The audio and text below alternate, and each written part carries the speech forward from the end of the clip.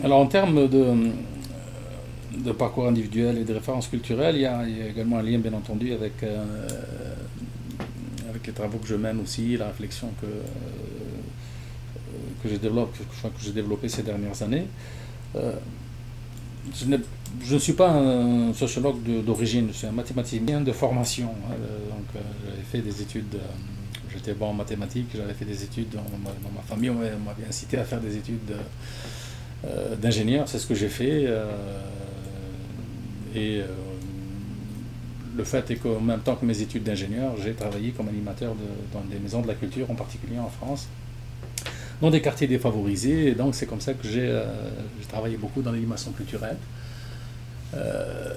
Au point tel d'ailleurs qu'à la fin de mes études à Supélec, j'avais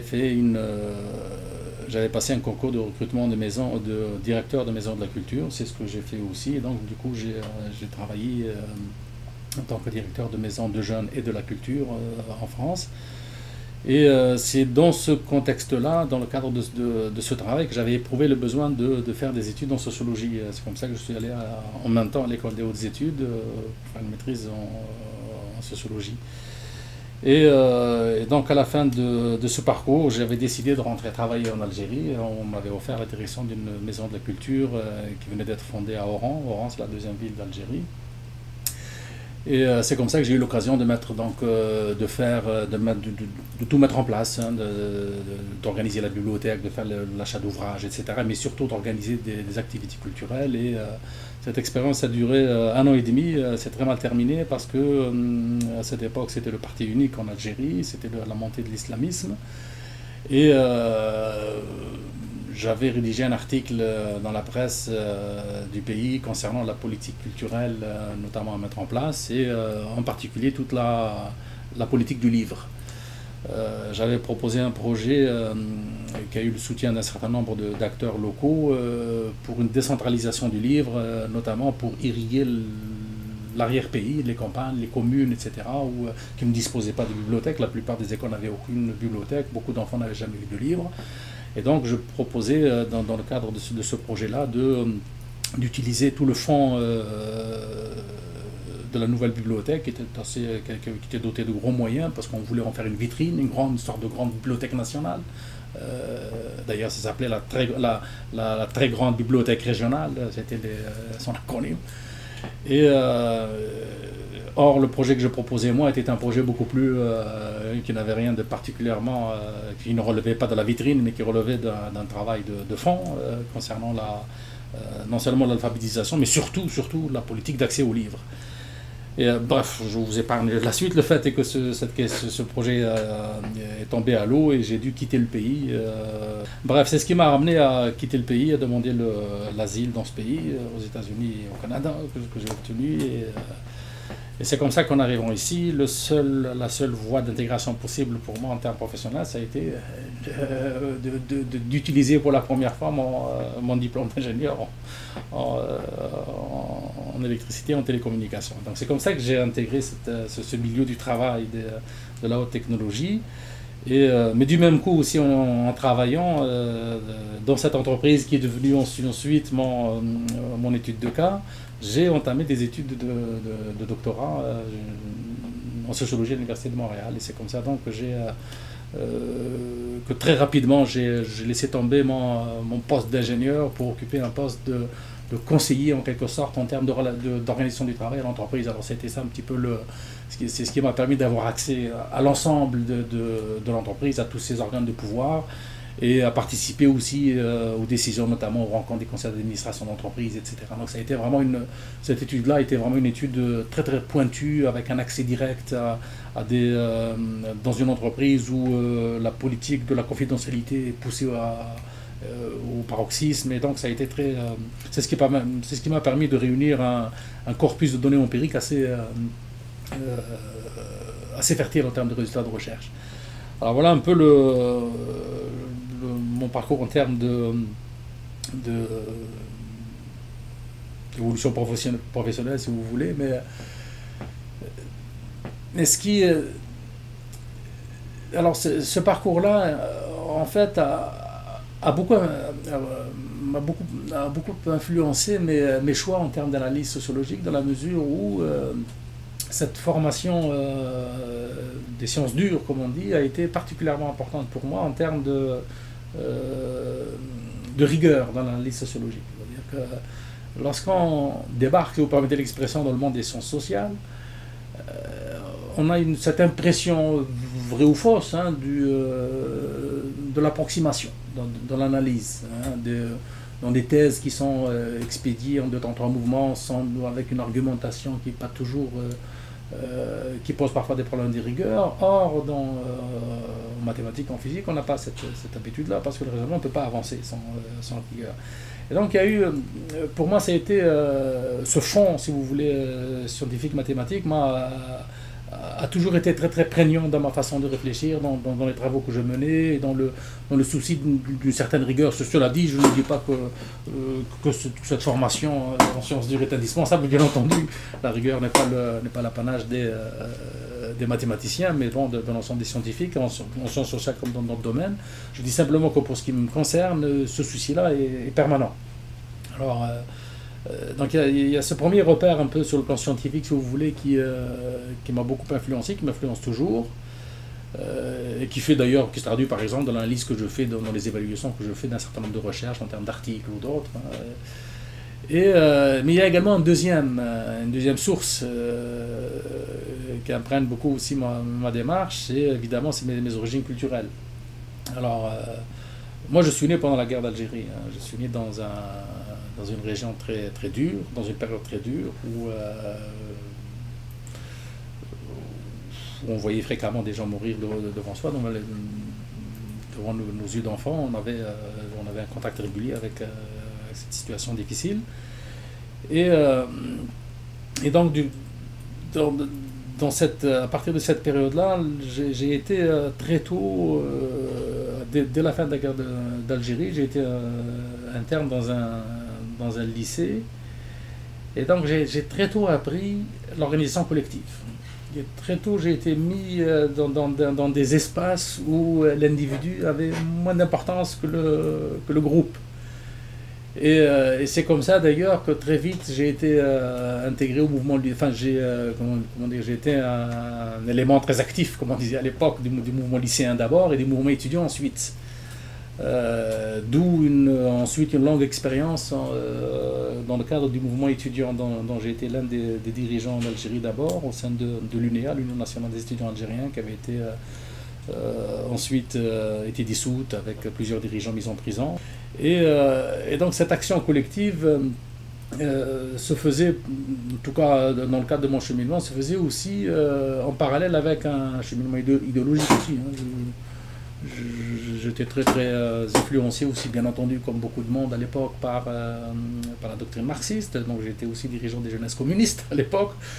Et donc, mais par contre, ce qui était important pour moi, c'était surtout l'action syndicale déjà.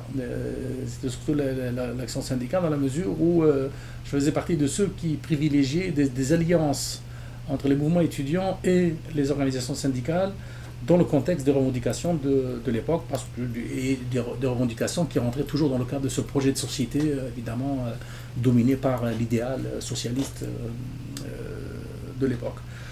Alors, donc voilà un peu sur le plan idéologique, il y a cette référence aussi qui est là. Bien entendu, aujourd'hui, comme on dit, je ne jette pas le bébé avec l'eau du bain en termes d'abandon de la théorie marxiste, mais disons que ces références-là, aujourd'hui, deviennent de moins en moins prégnantes, bien entendu. Et puis il y a une troisième référence culturelle qui est due au fait que j'ai toujours fait partie d'un groupe minoritaire sur le plan culturel. Je suis né en Algérie, dans le nord, mais je viens d'une culture berbère du sud. Et chez moi, on a toujours parlé d'autres langues.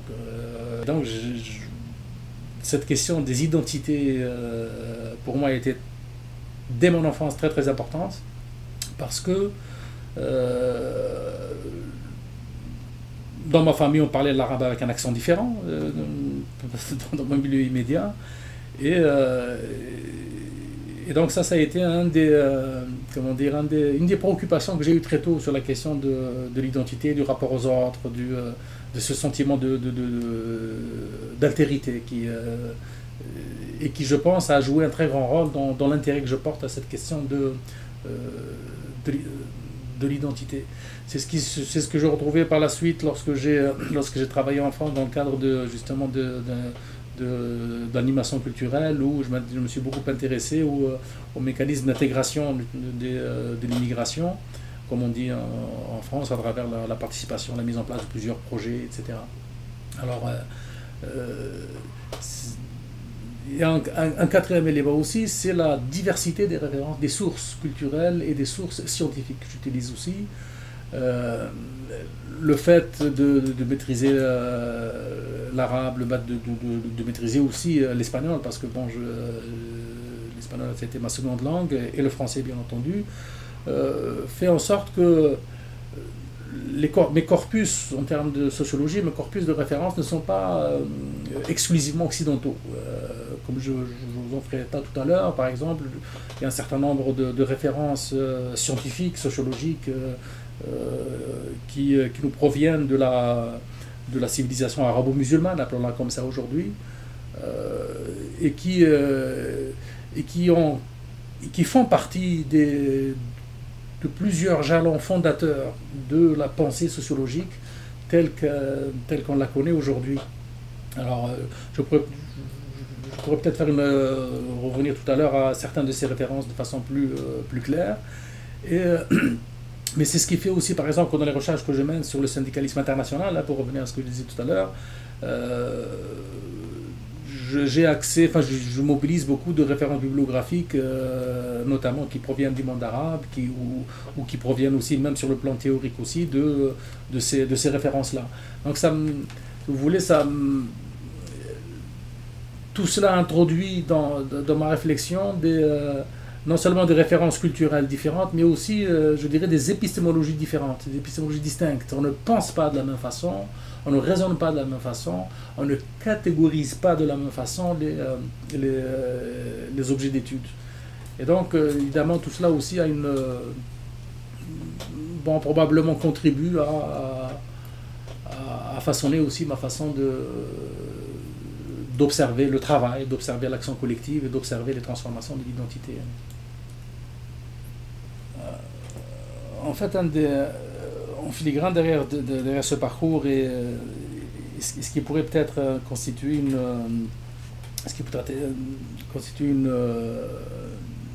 certaine cohérence dans ce parcours, c'est justement cette idée de rupture dans mon parcours personnel. Il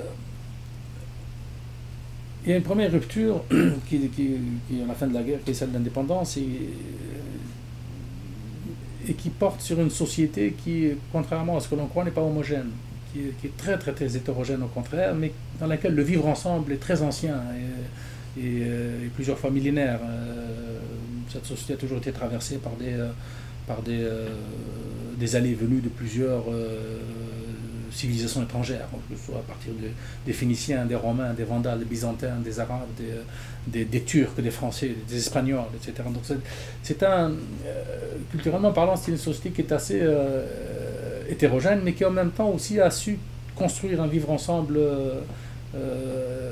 qui a trouvé un petit peu son point culminant durant toute la période du 8e au 14e siècle. Je reviendrai tout à l'heure sur cette idée du 14e siècle en parlant d'Ibn Khaldoun en particulier. Mais par contre, cela n'empêche pas des ruptures.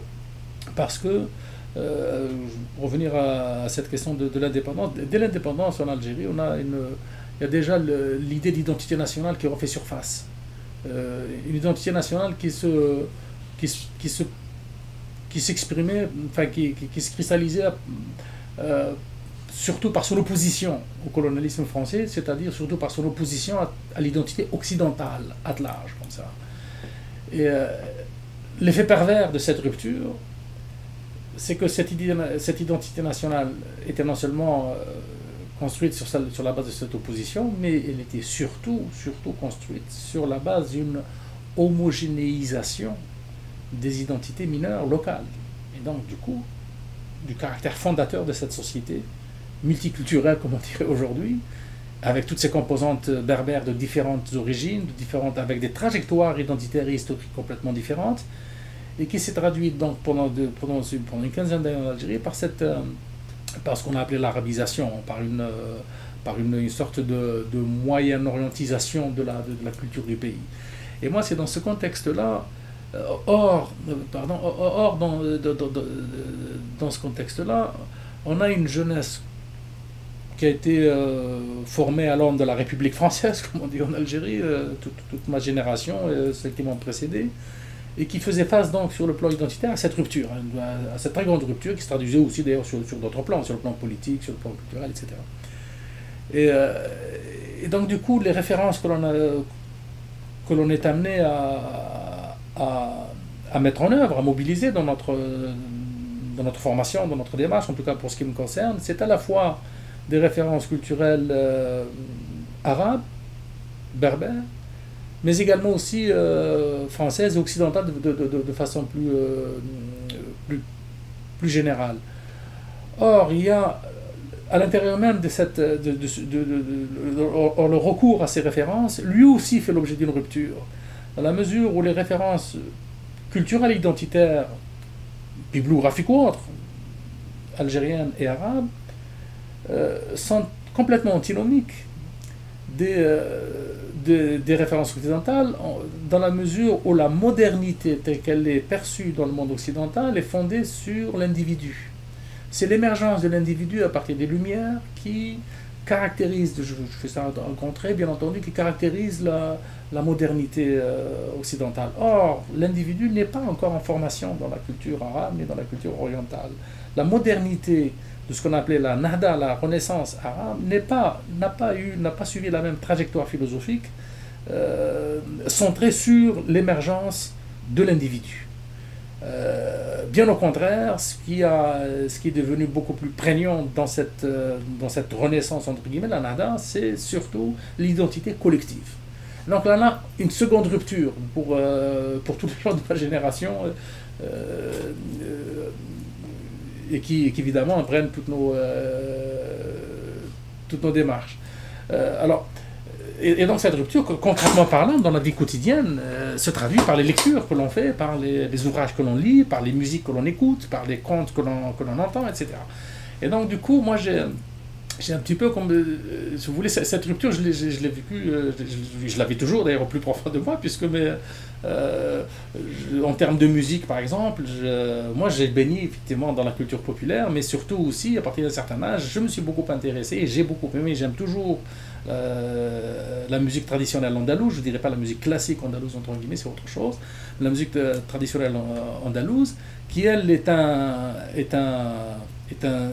substrat écrit, transmis depuis le 9e siècle, andalou en particulier jusque-là, et qui donc fait partie de cette civilisation scriptuaire que la civilisation arabo-musulmane. Or, autre rupture, dans la société algérienne de ce moment-là, et on partit le cas aujourd'hui, nous vivons dans une culture orale, de transmission orale, où la musique en particulier est transmise oralement, on connaît par cœur des textes, et moi j'ai appris par cœur plusieurs textes de musique, de chansons, comme j'ai appris une partie du Coran par cœur d'ailleurs aussi.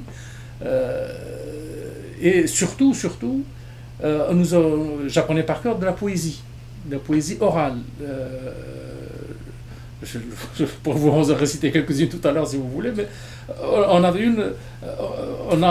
a été habitué très tôt à cette culture orale, à cette aptitude à emmagasiner du texte, non seulement pour la musique, mais aussi pour la poésie et pour les contes aussi, pour les histoires. Donc moi, très tôt là aussi, j'ai baigné dans cette culture-là, mais là aussi, c'était en complète rupture par rapport par rapport aux abreuvoirs culturels occidentaux dans lesquels j'allais me plonger, et qui me faisaient lire Voltaire, qui me faisaient lire Hobbes, qui me faisaient lire Rousseau, Thomas More, qui me faisaient lire tous ces grands classiques du XVIIIe, toutes ces lumières que j'ai découvert en même temps que cette culture orale, que la pensée du parti unique local de l'époque traité de sous-développé, etc. Mais enfin, donc, là aussi, d'où la rupture aussi institutionnelle entre l'espace politique tel qu'il est perçu et l'espace culturel tel qu'il est vécu par par les composantes, par différentes composantes de la société. Donc là, il y a une série de ruptures de ce type-là qui ne sont pas anodines en fait dans l'usage des références culturelles que l'on fait, que l'on peut utiliser. Alors en termes de musique, c'est la même chose. En termes de musique, moi j'étais dans les années 70-80, évidemment comme tous les gens de mon âge, j'écoutais beaucoup aussi de musique occidentale. Les Beatles, j'adorais ça. Frank Zappa en particulier aussi, les Pink Floyd, etc. De toute cette, et puis il y a aussi tout le reggae avec Bob Marley, etc., dans lequel j'ai baigné, mais également en même temps aussi, des musiques traditionnelles orales, toutes, mais alors traditionnelles uniquement à la flûte et au bendir, hein, mais qui étaient en complète rupture, complètement différente, avec des références complètement différentes, mais on arrivait quand même à marier tout ça et à se constituer une identité. Alors moi, cette identité que moi je porte, évidemment elle est plurielle, elle est hétérogène, mais elle a quand même une certaine unité. Parce que justement par la conjonction de toute cette diversité et puis de toutes les richesses que peuvent transporter ces cultures musicales, ces cultures livresques, à la fois livresques orales et livresques. Alors donc par ailleurs aussi, une autre rupture sur le plan culturel, à l'époque c'était le début des années 70 jusqu'à la fin des années 80, c'est l'émergence aussi de ce qu'on appelait le cinéma algérien de l'époque, avec une certaine fierté évidemment en sort de l'indépendance, etc. Et donc il y a toute une ferveur à ce niveau-là. Et là aussi, le cinéma occidental auquel j'avais accès était en complète rupture aussi avec le cinéma de tous les jours quotidien qui magnifiait le travail, qui magnifiait le prolétariat agraire en Algérie, etc. Et là aussi, c'était un monde coupé en deux aussi, hein, des références complètement, qui a priori étaient complètement éclatées, mais qui, là aussi, en fait, font partie je dirais, d'une société en formation aujourd'hui, d'une identité en formation. Et c'est ce qui me fait un petit peu espérer aujourd'hui que peut-être dans cette société, dans ce pays, on fasse un retour vers cette hétérogénéité culturelle qui a caractérisé le pays depuis si longtemps et le Maghreb de façon générale depuis si longtemps. Et donc, alors c'est un peu toute cette série de rupture qui m'a influencé. Il y a enfin, en dernière analyse, la rupture politique aussi.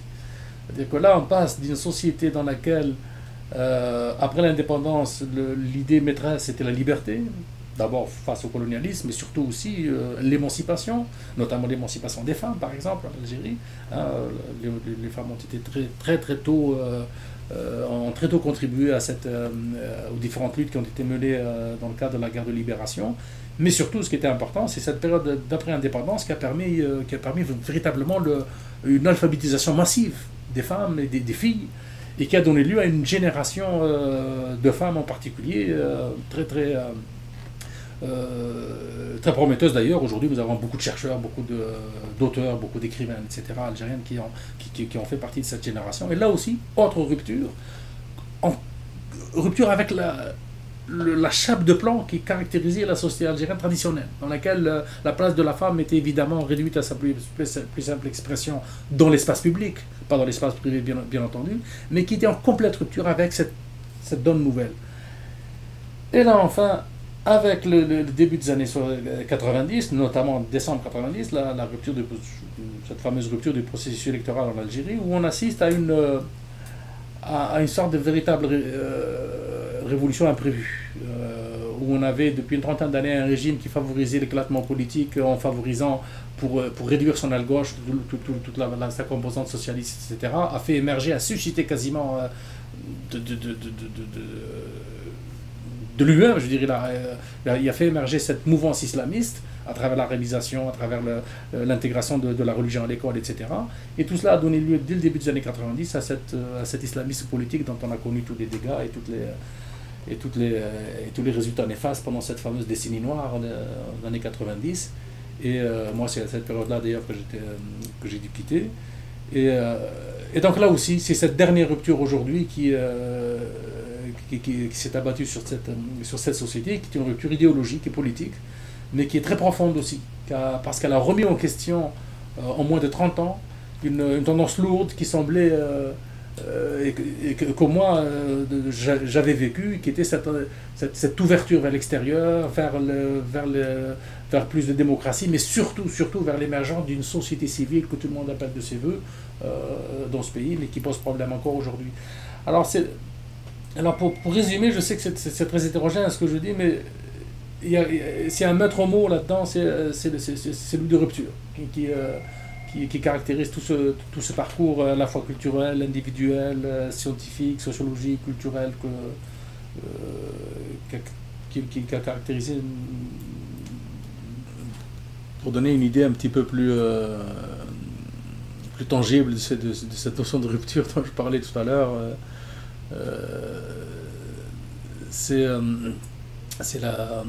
notamment l'influence considérable qu'ont exercé des romans, des textes comme celui de Nejma, dont on a parlé tout à l'heure, de Katib Yassine, qui était un ouvrage majeur qui paraît dans les années 50, mais qui avait beaucoup influencé toute ma génération. Notamment sur le plan identitaire. À l'époque, cet ouvrage avait fait beaucoup d'impression parce qu'il faisait partie un peu de ce qu'on appelait le nouveau roman, avec d'inspiration très faulknerienne aussi. Le bruit et la fureur étaient toujours derrière en termes de construction de cet ouvrage. Mais c'est surtout moi, c'est un ouvrage qui m'a beaucoup influencé. À tel point d'ailleurs que lors de mon retour en Algérie, lorsque j'ai ouvert cette maison de la culture, j'ai fait appel à Katib Yassine, à l'époque qui dirigeait justement le théâtre régional d'Oran, et qui faisait à l'époque une tournée avec sa pièce de théâtre L'homme aux sandales de caoutchouc, et qui a fait ensuite une tournée en Europe d'ailleurs là-dessus, et qui était particulièrement attaché à la culture orale, et justement à l'oralité. Donc ça, pour moi, ça a été un ouvrage majeur, cet ouvrage-là, que je relis toujours avec plaisir. Un autre ouvrage aussi qui marque une rupture aussi, c'est celui de Rachid Mimouni, Le fleuve détourné, qui a influencé toute une génération en Algérie dans le milieu des années 90, et qui explique très bien comment, sur la base de cette série de ruptures que Mimouni aussi traduit à sa façon dans son parcours. Il y a eu un parcours un petit peu équivalent au mien, bien sûr très différent, mais équivalent au mien à ce niveau-là, et qui dans le fleuve détourné aussi a montré toute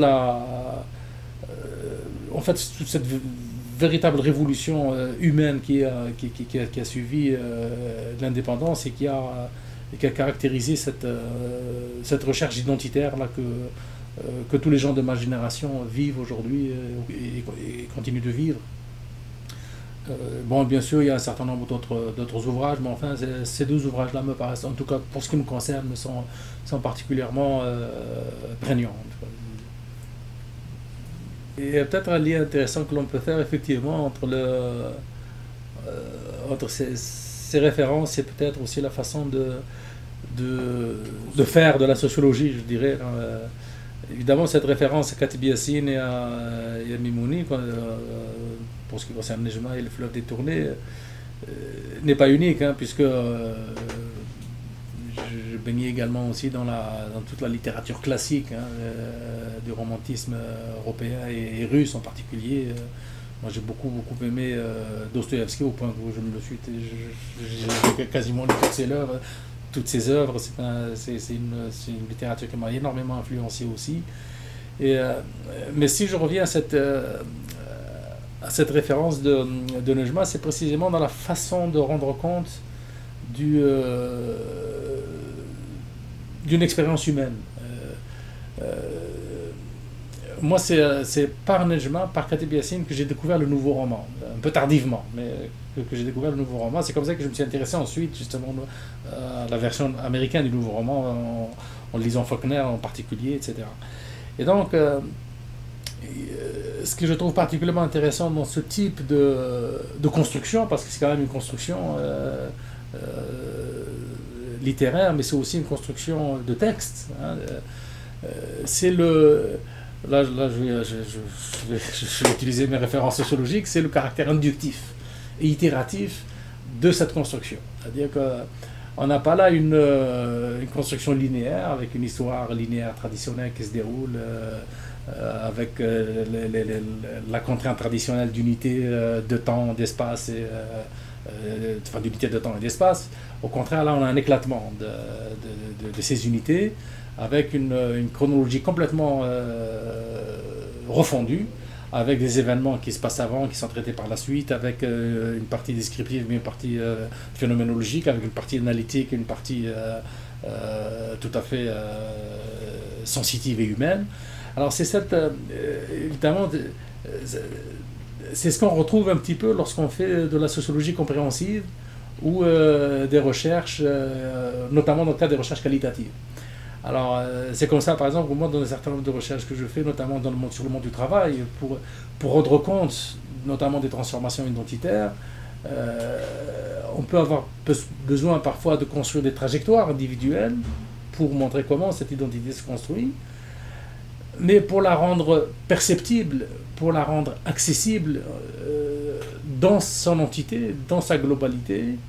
Là, on est contraint à faire cette reconstruction, à détruire la chronologie de la trajectoire et à extraire les éléments les plus caractéristiques, mais dans un autre agencement, dans une autre logique, dans une logique qui est plus une logique analytique, une logique qui rend plus perceptible, plus accessible, justement, notamment le substrat de l'identité en tant que tel.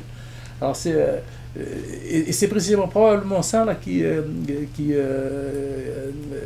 fait le lien entre cette influence du nouveau roman et sa construction éclatée et la recherche inductive ou empirique que l'on peut faire en sociologie. Moi j'ai toujours eu un certain, comment dire, peut-être pas méfiance, mais enfin, j'ai toujours eu avec un regard très critique des analyses descriptives, enfin des analyses sociologiques présentées sous la forme la plus traditionnelle, en particulier la forme mertonienne, et Rotisberger aussi en particulier, avec décrire le phénomène, analyser le phénomène en deux parties et toujours avec une catégorisation du phénomène, une catégorisation analytique sur la base d'indicateurs. Et donc tout cela nous donne une construction bien entendu très, très chronologique, mais aussi très, très cartésienne, je dirais, mais qui ne rend pas nécessairement, mais qui répond davantage au souci du sociologue de rendre son analyse compréhensible qu'au souci du sociologue de rendre perceptible le phénomène qu'il travaille. C'est toute une distinction qui à mon avis, est importante à faire. Alors, c'est ce qui explique par exemple que le maître mot de Rotisberger, Keep your eyes on the phenomena, est quasiment un credo pour tous les sociologues en Amérique du Nord. Il faut décrire le phénomène, analyser ensuite. Et malheureusement, cette tendance-là continue aussi. Je ne dis pas qu'elle est nécessairement mauvaise. Pour plusieurs objets d'études, ça peut être très intéressant. Mais en tout cas, pour ce qui est de traiter la question identitaire, ça pose un véritable problème. Et que donc, le recours à cette plus grande liberté de traitement des faits pour rendre compte de l'essence d'un phénomène est importante pour moi. Et c'est probablement, effectivement, dans ces références littéraires qu'on peut les trouver. Non, les écrivains ont probablement plus de facultés, une marge de manœuvre plus importante à faire que nous autres sociologues là-dessus. On met en œuvre tout cet héritage-là est mobilisé en fait là pour parce que là aussi dans l'analyse sociologique il s'agit là aussi d'organiser un texte après nous parce que ça reste le vecteur majeur et que donc il y a quand même une marge on ne peut pas non plus se permettre de négliger cette construction sociale du texte qui traduit la construction sociale du phénomène lui-même. Donc là où de mon point de vue, c'est quasiment là que se trouve la véritable marge d'autonomie scientifique du sociologue, au-delà de sa maîtrise du phénomène, au-delà de sa maîtrise de la littérature, au-delà de sa maîtrise analytique. Il y a aussi cette préoccupation en termes comment dire, de traduction des faits, tout simplement, et de les rendre accessibles.